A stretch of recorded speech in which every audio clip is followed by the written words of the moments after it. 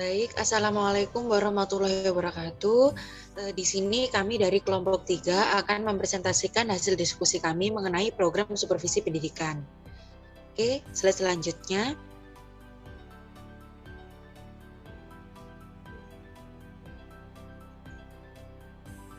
Kelompok kami beranggotakan yang pertama ada Nurunala Izati, yang kedua ada Naura Izatul Husnayain, yang ketiga ada Nur Rahmatul Agustriasih, yang keempat ada Uzalan Velayati, yang kelima ada Raden Ajeng Lutfi Anissa, dan yang terakhir ada Ramadi Setiopriyono.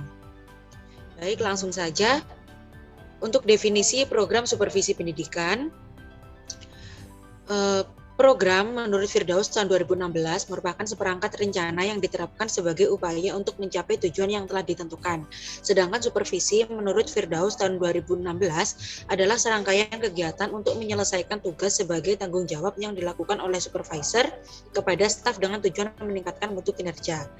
Adapun kegiatan supervisi dalam sebuah lembaga pendidikan adalah segala upaya bantuan atau pembinaan dari kepala sekolah kepada pendidik maupun tenaga kependidikan yang ditunjukkan pada perkembangan kepemimpinan dalam rangka mencapai tujuan pendidikan yang telah ditetapkan. Jadi, program supervisi pendidikan memiliki definisi yakni merupakan serangkaian rencana kegiatan supervisi yang dilakukan oleh kepala sekolah atau pengawas sekolah atau bahkan guru senior terhadap guru junior juga untuk memperbaiki kinerja dan meningkatkan mutu sekolah. Selanjutnya ada komponen program supervisi pendidikan. Adapun komponen program supervisi pendidikan yang pertama ada supervisi bidang personil, yang kedua ada supervisi bidang material, yang ketiga ada supervisi bidang akademik, yang keempat ada supervisi bidang operasional, yang kelima ada supervisi bidang kesiswaan, dan yang keenam ada supervisi pengembangan manajemen. Untuk slide selanjutnya akan dijelaskan oleh rekan saya.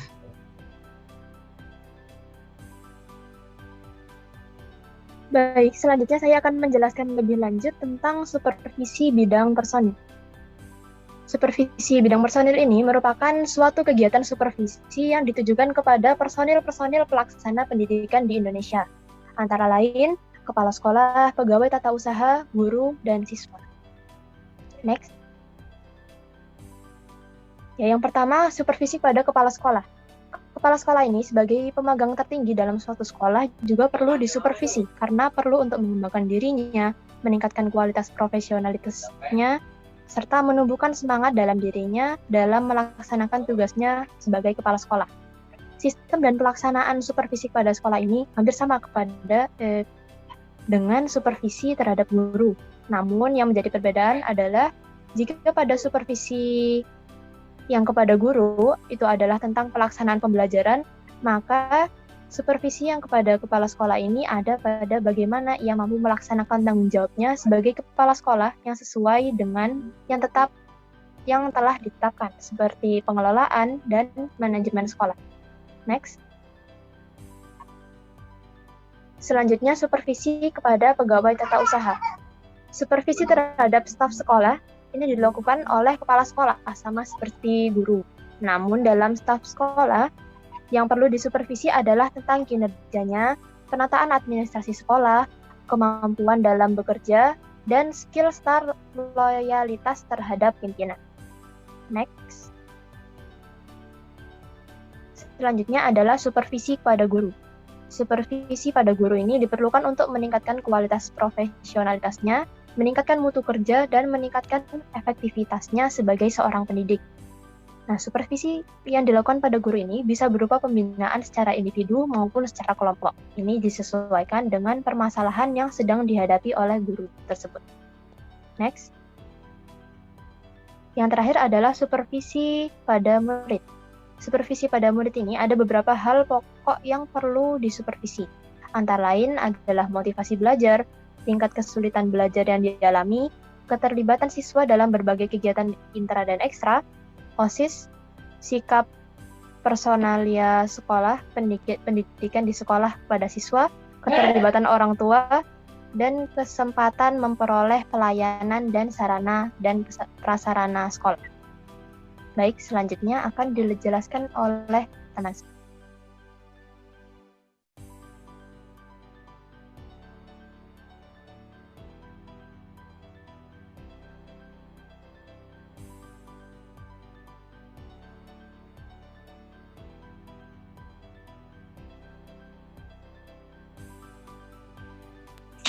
Baik, selanjutnya adalah supervisi bidang material.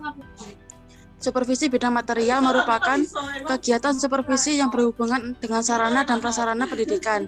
Hal-hal pokok yang perlu dipersupervisikan antara lain: satu, ketersediaan ruangan. Yang kedua adalah pengelolaan dan perawatan terhadap fasilitas. Yang ketiga adalah pemanfaatan buku-buku. Yang keempat, pemanfaatan media alat peraga. Yang kelima, kelengkapan dan peralatan penunjang. Lanjut. Selanjutnya yaitu supervisi bidang akademik. Supervisi bidang akademik bertujuan untuk memperbaiki kondisi yang memungkinkan terciptanya situasi pembelajaran yang lebih baik dan menitikberatkan pada permasalahan akademik. Hasil dari supervisi ini berfungsi sebagai sumber informasi bagi pengembangan profesionalisme guru. Selanjutnya yaitu ruang lingkup supervisi akademik. Ruang lingkup supervisi akademik meliputi pelaksanaan kurikulum yang sedang berlaku. Yang kedua, persiapan, pelaksanaan, dan penilaian pembelajaran oleh guru. Yang ketiga, pencapaian standar kompetensi lulusan, standar proses, standar isi, dan peraturan pelaksanaannya. Yang keempat yaitu peningkatan mutu pembelajaran.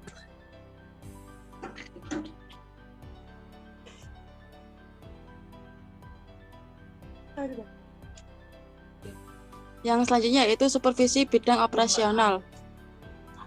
Supervisi bidang operasional merupakan suatu kegiatan dari supervisi yang diarahkan kepada pembinaan, pemantauan, dan penilaian terhadap jalannya proses pendidikan di suatu sekolah.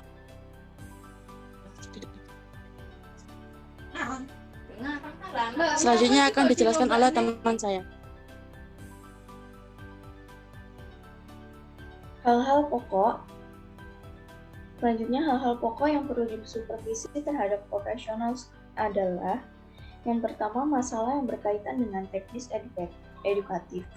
Yang pertama, pembelajaran tugas, pembagian tugas. Yang kedua, rencana tahunan sekolah. Yang ketiga, jadwal dan rencana tahunan guru.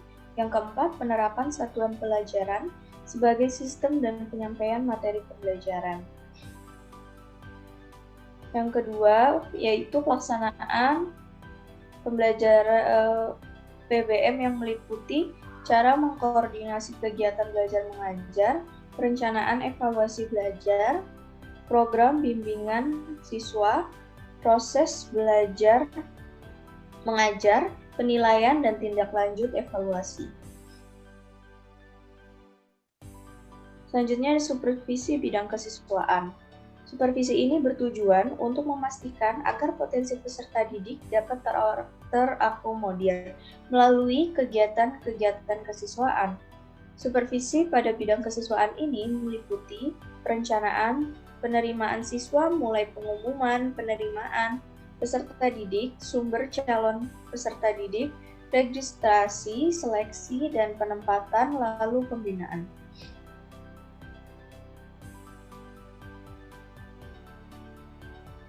Supervisi bidang pengembangan manajemen. Inti dari kegiatan manajemen pendidikan persekolahan adalah membuat keputusan untuk meningkatkan mutu kinerja sekolah secara partisipatif. Supervisi bidang pengembangan manajemen ini bertujuan untuk mengarahkan sekolah agar dapat meningkatkan penerapan manajemennya dengan lebih baik lagi.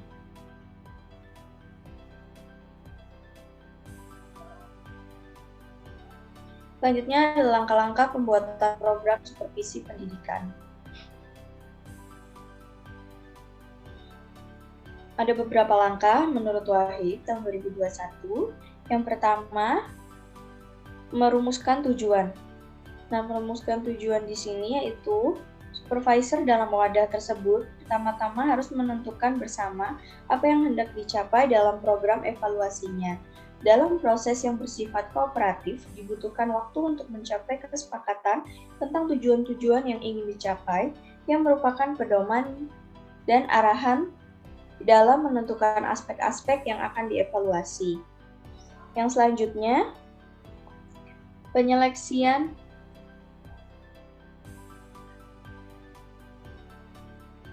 menyeleksi alat-alat evaluasi. Tidak semua alat-alat secara formal telah disusun secara terstandar dalam evaluasi pendidikan itu sesuai dan dapat digunakan untuk setiap tujuan evaluasi program supervisi pendidikan.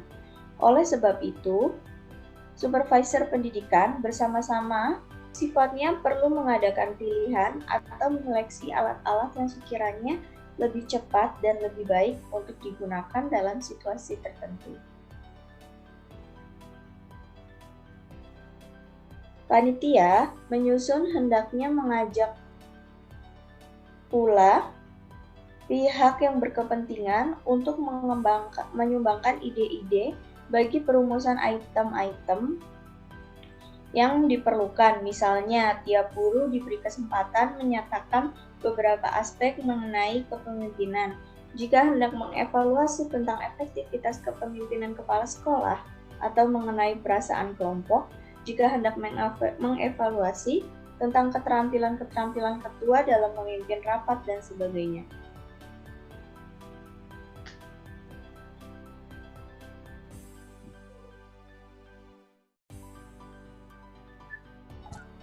Baik, yang selanjutnya akan saya lanjutkan mengenai menerapkan alat-alat evaluasi. Alat-alat evaluasi yang telah disusun sendiri untuk menilai suatu situasi yang diterapkan, yaitu disebarkan kepada pihak-pihak yang bersangkutan sebagai sampel untuk dijawab. Semua lembaran dikumpulkan atau dikembalikan kepada panitia secara bebas tanpa membanding-bandingkan jawaban seseorang dengan seseorang yang lain.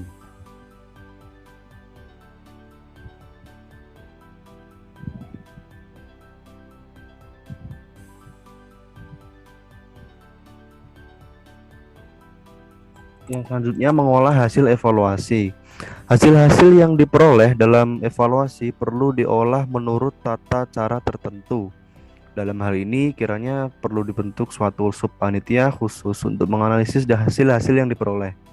Adapun tata cara pengolahan biasanya meliputi kegiatan yang dimulai dari kegiatan pemeriksaan berkas, kemudian diseleksi, diklasifikasi, dan mungkin saja juga perlu untuk dilakukan perhitungan-perhitungan statistik seperti menghitung persentase, tabulasi data, dan sebagainya. Yang selanjutnya menyimpulkan hasil evaluasi. Suatu subpanitia khusus dapat melakukan fungsi ini dengan baik dan efektif apabila terpilih dari mereka yang cukup ahli untuk mengadakan analisis terhadap hasil-hasil dan implikasi-implikasi bagi tindakan. Supervisor dapat memanfaatkan hasil-hasil evaluasi ini semaksimal mungkin. Selanjutnya follow up. Agar evaluasi terhadap program supervisi pendidikan itu bermanfaat, perlu sekali dipikirkan oleh supervisor akan tindak lanjut atau follow up-nya. Biasanya tindak lanjut atau follow up ini dari hasil evaluasi yang diperoleh perlu sekali mendapat supervisi yang seksama dan kontinu dari supervisor dalam rangka pengembangan program supervisinya. Selanjutnya ini menurut tim pakar manajemen pendidikan dalam tahun 2019 itu prosesnya ada perencanaan, pelaksanaan, evaluasi, dan tindak lanjut. Ya, selanjutnya akan dijelaskan oleh rekan saya. Terima kasih atas waktunya. Untuk yang pertama adalah perencanaan. Kegiatan perencanaan mengacu pada kegiatan identifikasi permasalahan. Langkah-langkahnya adalah sebagai berikut. Yang pertama adalah mengumpulkan data melalui kunjungan kelas, pertemuan pribadi, atau rapat staf. Yang kedua adalah mengolah data dengan melakukan koreksi kebenaran terhadap data yang dikumpulkan. Yang ketiga adalah mengklasifikasi data sesuai dengan bidang permasalahan. Yang keempat, mencari kesimpulan tentang permasalahan sasaran sesuai dengan keadaan yang sebenarnya. Lalu yang terakhir adalah menetapkan teknik yang tepat digunakan untuk memperbaiki atau meningkatkan profesionalisme pendidik. Selanjutnya adalah pelaksanaan. Kegiatan pelaksanaan merupakan kegiatan nyata yang dilakukan untuk memperbaiki atau meningkatkan kemampuan pendidik. Kegiatan pelaksanaan merupakan kegiatan pemberian bantuan dari supervisor kepada pendidik agar dapat terlaksana dengan efektif. Pelaksanaannya harus sesuai dengan perencanaan yang telah ditetapkan dan ada follow up untuk melihat keberhasilan proses dan hasil pelaksanaan supervisi. Selanjutnya adalah evaluasi. Kegiatan evaluasi merupakan kegiatan untuk menelaah keberhasilan proses dan hasil pelaksanaan supervisi. Evaluasi dilaksanakan secara komprehensif. Sasaran evaluasi supervisi ditujukan kepada semua orang yang terlibat dalam pelaksanaan proses supervisi. Hasil dari evaluasi akan dijadikan pedoman untuk menyusun program perencanaan berikutnya. Untuk yang terakhir adalah tindak lanjut. Adapun bentuk tindak lanjut supervisi akademik dapat dilakukan melalui pembinaan langsung atau dapat dilakukan terhadap hal-hal yang sifatnya khusus maupun tidak langsung atau dilakukan terhadap hal-hal yang sifatnya umum.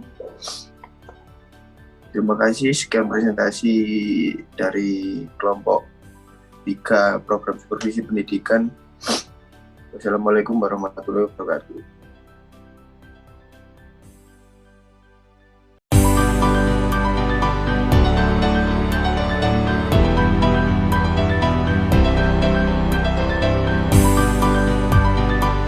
Assalamualaikum warahmatullahi wabarakatuh. Selamat siang Bapak Ibu guru semua. Selamat Selamat siang, siang, Pak. Pak. Selamat siang, Mbak. Iya, jadi ini hadir semua ya. Untuk itu maksud saya mengumpulkan kita semua dalam rapat ini itu adalah untuk sosialisasi mengenai supervisi akademik yang akan kita lakukan untuk meningkatkan kinerja guru-guru sekalian ya, dengan pendekatan kunjungan kelas. Baik langsung saja, supervisi akademik adalah serangkaian kegiatan membantu guru untuk mengembangkan kemampuannya dalam mengelola proses pembelajaran untuk mencapai tujuan pembelajaran, dan tujuan supervisi akademik sendiri itu adalah untuk membantu guru meningkatkan kemampuan profesionalnya yang mencakup pengetahuan akademik, pengelolaan kelas, keterampilan proses pembelajaran, lalu ada dan juga dapat menggunakan semua kemampuannya ini ya untuk memberikan pengalaman belajar yang baik dan berkualitas bagi peserta didik. Dan selanjutnya kita akan mengadakan supervisi akademik ini dengan pendekatan kunjungan kelas yang sudah saya bilang tadi, agar supervisor dapat mengetahui secara langsung ya bagaimana guru-guru ini melaksanakan pembelajaran di kelas, sehingga akan ada terlihat nanti permasalahannya bagaimana dan juga tindak lanjut bagaimana, seperti itu. Mungkin dari sini ada yang ingin ditanyakan guru-guru sekalian? Pak, saya izin bertanya.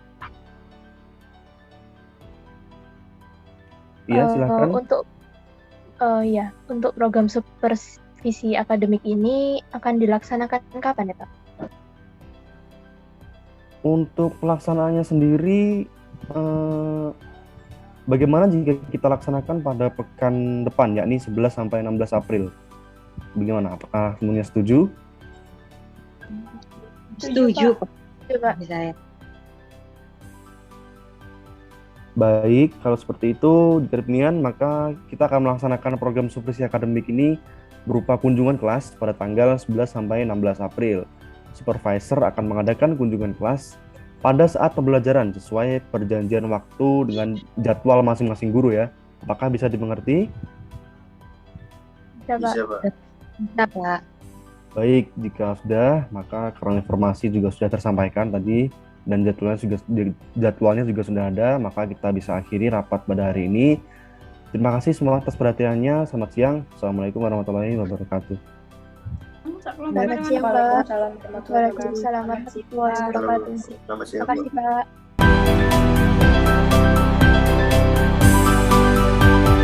Sepertinya semuanya sudah masuk room ya. Baik, langsung Ibu mulai saja pembelajaran praktikum pada hari ini. Assalamualaikum warahmatullahi wabarakatuh. Waalaikumsalam warahmatullahi wabarakatuh. Baik, selamat pagi anak-anak semua. Masih semangat untuk melakukan pembelajaran praktikum pada pagi hari ini? Selamat pagi, makasih Bu. Oke, pada pembelajaran biologi kita pada hari ini, tidak seperti pembelajaran pada sebelumnya, kita hari ini kedatangan kepala sekolah kita, Bapak Ozalan, yang hari ini akan ikut melihat kegiatan pembelajaran kita pada hari ini. Jadi, anak-anak tetap semangat ya.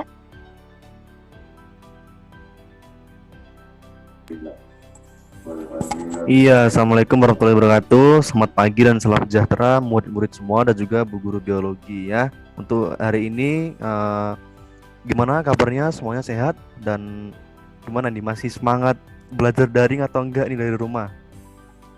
Alhamdulillah sehat Pak, masih semangat. Sehat Pak, masih semangat. Iya, baik ya. Alhamdulillah, hari ini ada yang berbeda ya. Jadi hari ini kita ini akan belajar dengan ditemani oleh bu kepala sekolah. Jadi kita harus lebih semangat ya anak-anak. Baik, Pak. Ya, jadi selamat belajar sama anak-anak murid-murid dan silahkan dimulai pembelajarannya, Bu. Ya, baik, terima kasih Pak. Baik anak-anak, sebelum kita memulai pembelajaran virtual pada pagi hari ini, marilah kita membaca doa terlebih dahulu.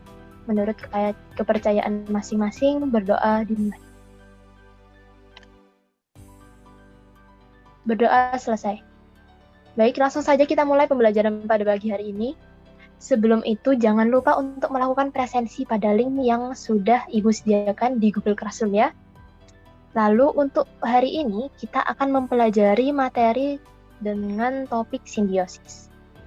Oke, hidup bersama atau yang dalam bahasa Yunani disebut simbiosis merupakan semua jenis interaksi biologis jangka panjang dan dekat antara dua organisme biologis yang berbeda. Pada dasarnya, setiap hubungan antara dua populasi spesies yang hidup bersama adalah simbiosis, terlepas dari apakah spesies itu bermanfaat, berbahaya, atau tidak berpengaruh pada satu sama lain. Makhluk hidup yang melakukan ini disebut simbion. Simbiosis dibagi menjadi simbiosis mutualisme, parasitisme, dan simbiosis komensalisme. Simbiosis mutualisme adalah ketergantungan antara dua makhluk hidup yang saling menguntungkan. Artinya, dalam hubungan kedua organisme ini, tidak ada pihak yang dirugikan. Lalu yang kedua adalah simbiosis parasitisme. Simbiosis ini adalah ketergantungan yang terjadi ketika pihak yang satu mendapat keuntungan, namun merugikan pihak yang lain. Lalu yang terakhir adalah simbiosis komensalisme. Simbiosis ini merupakan ketergantungan antara dua makhluk hidup, di mana hal ini makhluk hidup yang satu mendapat keuntungan, sementara makhluk hidup yang lain juga tidak dirugikan. Baik, dari sini apakah ada yang ditanyakan?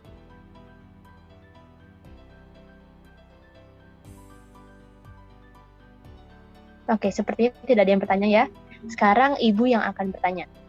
Sebutkan contoh simbiosis parasitisme.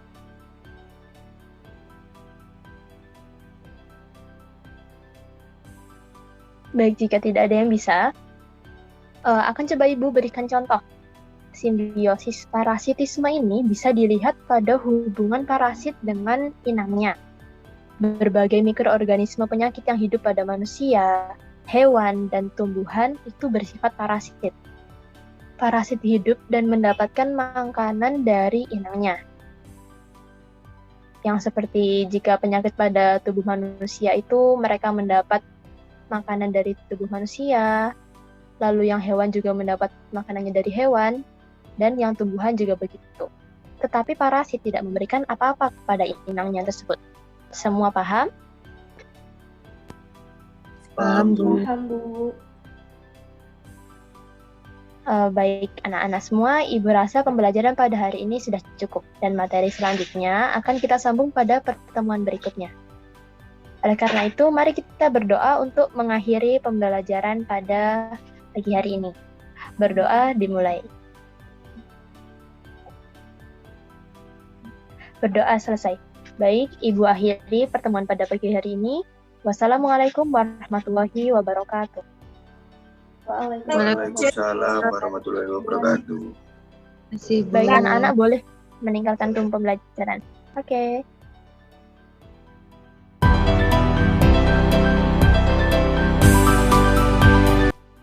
Baik, terima kasih Pak Ozalan sudah mengikuti proses pembelajaran yang kami lakukan pada pagi hari ini.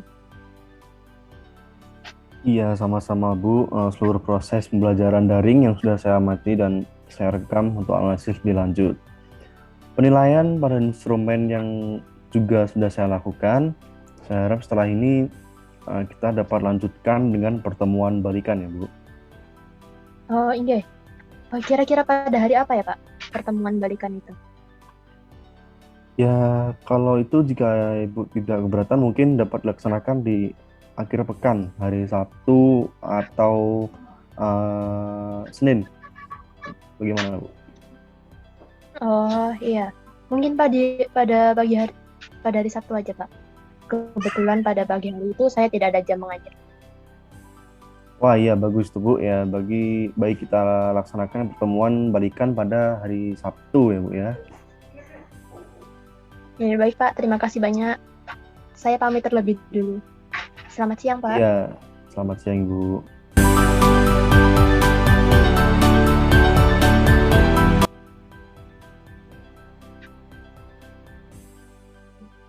Selamat pagi Bu. Ya, selamat pagi Pak. Iya baik, Assalamualaikum warahmatullahi wabarakatuh. Bagaimana perasaan Ibu setelah mengajar biologi secara daring pada pertemuan kemarin? Terus terang saya agak grogi Pak karena tidak seperti biasanya waktu mengajar. Pada pagi hari itu saya diobservasi oleh Bapak Ozalan sebagai supervisor. Iya, Ibu sudah melaksanakan proses pembelajaran daring ya dengan baik. Bahkan menurut saya kemarin tidak terlihat seperti orang sedang grogi kok. Oke, terima kasih Pak. Ya, baik. Untuk memulai pertemuan balikan ini atau close conference ini, silakan Ibu membuka instrumen yang telah saya berikan kepada Ibu. Ya, karena itu sembari memperhatikan instrumen penilaian. Dan setelah saya pelajari sebelumnya, boleh nggak sedikit saya koreksi mengenai pelaksanaan proses pembelajaran kemarin, Ibu? Oke, boleh. Senang hati. Boleh. Dengan senang hati Pak. Ya, nah. Berdasarkan hasil penilaian tersebut dapat dilihat masalah yang dihadapi Ibu ini apa dalam proses belajar daring. Menurut Ibu sendiri deh, sebelum saya komentari, menurut Ibu sendiri bagaimana, apa masalah yang timbul pada saat proses pembelajaran? Baik, kalau dari saya sendiri Pak, saya merasa siswa itu masih kurang dalam memahami apa yang sudah saya ajarkan dengan media pembelajaran yang saya gunakan gitu Pak. Nah, siswa itu cenderung pasif dan tidak ada komunikasi dua arah antara saya dan siswa. Iya, sesuai dengan yang ingin saya katakan dalam komentar tadi ya. Menurut Ibu sendiri itu bahwa ada pasif dari peserta didik dan juga keaktifannya itu kurang begitu ya. Jadi ditanya tidak ada yang menjawab ataupun tidak ada yang mau bertanya juga begitu ya. Nah, saat Ibu menyampaikan materi itu dengan metode ceramah, itu kemarin kan Ibu ceramah ya, atau mungkin bisa disebut menjelaskan langsung begitu ya. Nah, itu supaya menarik karena ini kan daring ya, jadi bisa dilengkapi begitu Bu, bisa dilengkapi dengan sajian PPT yang menarik, atau Ibu juga bisa melengkapi materi tersebut dengan menampilkan video pembelajaran terkait materi yang disampaikan, agar siswa itu ya tidak jenuh begitu Bu dalam pembelajaran, serta siswa itu dapat memperdalam pemahaman melalui ilustrasi-ilustrasi yang lebih dibuat. Kalau seperti itu bagaimana Bu? Karena kan ya ilustrasi kan bisa merangsang siswa untuk memiliki pertanyaan begitu. Ini kok simbiosis gambarnya begini, kok ini bagaimana begitu? Itu bagaimana Bu? Oh iya, benar-benar Pak. Saya setuju dengan penambahan ilustrasi yang disertai contoh-contoh itu untuk siswa nantinya bisa lebih memahami materi yang saya berikan. Ya, itu untuk ilustrasi ya Bu ya. Nah, dan juga di sini saya perhatikan bahwa tidak ada komunikasi dua arah seperti yang Ibu bilang, itu memang kemarin bisa dilihat itu memang kurang. Nah, Ibu itu juga bisa sesekali mengadakan kuis ya, dengan memberikan pertanyaan-pertanyaan yang dari pertanyaan tersebut Ibu dapat memberikan tambahan nilai bagi yang bisa menjawab. Dengan demikian dirasa akan lebih menumbuhkan semangat dari siswa. Di sini maksud saya adalah bahwa komunikasi dua arah itu bisa dirangsang dengan reward and punishment. Jadi kuis itu ada konsekuensinya, yaitu reward and punishment. Jadi kalau bisa menjawab dikasih nilai, kalau tidak bisa menjawab ya ya ketinggalan nilai begitu. Jadi siswa itu akan terangsang bagaimana mereka supaya ini kalau nggak jawab kuis nggak dapat nilai nih, karena kemarin ditanyain kan nggak wajib jawab. Kalau kuis kan wajib jawab gitu. Kuis itu menuntut siswa untuk menjawab supaya dapat nilai begitu. Jadi ada rangsangan tersebut untuk membangun komunikasi dua arah seperti itu. Bagaimana, Bu? Ya, baik Pak, saya setuju sekali. Terima kasih Pak atas koreksi dan juga solusi yang sangat bagus dari Bapak tadi terkait metode pembelajaran yang selama ini saya lakukan. Baik, untuk kedepannya saya akan memperhatikan lagi saran-saran dari Bapak supaya para siswa nantinya dapat lebih memahami apa yang saya berikan dan juga nantinya komunikasi bisa terjalin antara saya dan juga siswa. Iya, baik. Nah, jadi setelah pertemuan balikan ini bagaimana, Bu, perasaannya dari kemarin yang kata Ibu grogi seperti itu? Mungkin saat akan dilaksanakan dengan saran-saran tadi bagaimana ini? Iya Pak, saya merasa lebih lega dan tenang karena mengerti akan kekurangan yang saya miliki waktu mengajar itu. Sekarang jadi saya tahu setelah ini saya harus apa dan juga apa yang harus saya tambahi. Ya, mudah-mudahan apa yang Bapak sarankan tadi dapat saya laksanakan dengan baik. Sehingga saya dapat mengajar dengan lebih baik lagi. Serta dapat menjadi tenaga pendidik yang lebih profesional lagi. Iya, itu bagus ya, Bu ya. Ibu memiliki tekad dan komitmen dan juga tingkat abstraksi yang tinggi. Bagaimana Ibu memiliki keinginan atau komitmen untuk memperbaiki cara mengajar untuk dalam rangka mengembangkan pembelajaran yang efektif seperti itu. Nah, terutama di kelas ya, Bu ya. Ibu harus ulet dan sabar juga dalam mengajar siswa, mendidik siswa seperti itu di kelas.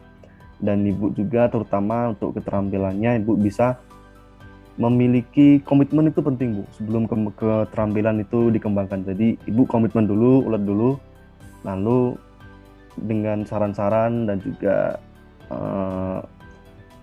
belajar dari kesalahan yang kemarin itu, ya itu bisa nanti siswa itu akan lebih aktif seperti itu. Ya, amin, amin. Terima kasih banyak Pak atas saran-saran yang sudah Bapak berikan. Saya sangat senang ini Bapak dapat meluangkan waktu untuk melakukan supervisi pembelajaran kepada saya.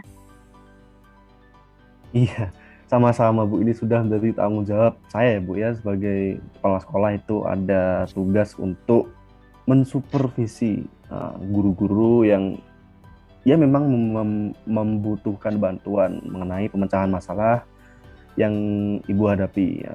Berhubung ini Ibu kan masalahnya dalam mengajar di kelas ya, jadi langsung bisa menghubungi saya, Bu. Kalau mungkin nanti ada lagi yang bisa saya bantu, itu akan saya bantu seoptimal mungkin. Untuk setelah ini bagaimana pembelajaran bakal lancar atau tidak itu bisa nanti ya diprogramkan lagi untuk supervisi seperti ini.